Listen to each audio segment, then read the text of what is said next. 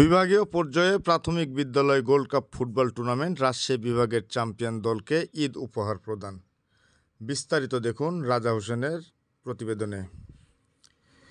তারুণ্যের উৎসব 2025, এসো দেশ বদলায় পৃথিবী বদলায়, এই স্লোগানকে সামনে রেখে বিভাগীয় পর্যায়ে প্রাথমিক বিদ্যালয় gold cup football tournament Rajshahi বিভাগের চ্যাম্পিয়ন হয়েছে শিরোইল সরকারি প্রাথমিক বিদ্যালয়।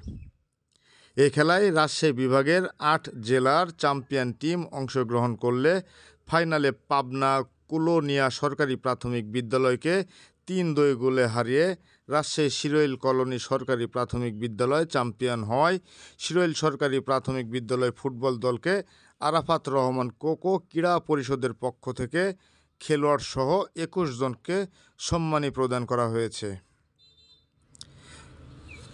এ সময় আরাফাত রহমান কোকো ক্রীড়া পরিষদের সদস্য সচিব আরিফুজ্জামান বলেন, এই খেলোয়াড়দের জন্য সরকারিভাবে 50,000 টাকা বরাদ্দ রয়েছে, তবে সেই বরাদ্দের টাকা এখনও অবমুক্ত না হওয়ায় পবিত্র ঈদ উপলক্ষে সকলের মাঝে ব্যক্তিগত উদ্যোগ থেকেই এই টাকাগুলো তুলে দেওয়া হয় এবং পরবর্তীতে এই সব টাকা আবারও খেলোয়াড়দের মাঝে তুলে দেওয়া হবে বলে জানিয়েছেন আরাফাত রহমান কোকো ক্রীড়া পরিষদের সিনিয়র যুগ্ম আহ্বায়ক ডিডি স্যারের সাথে স্যার আমাদের সামনে কথা বলেছিল।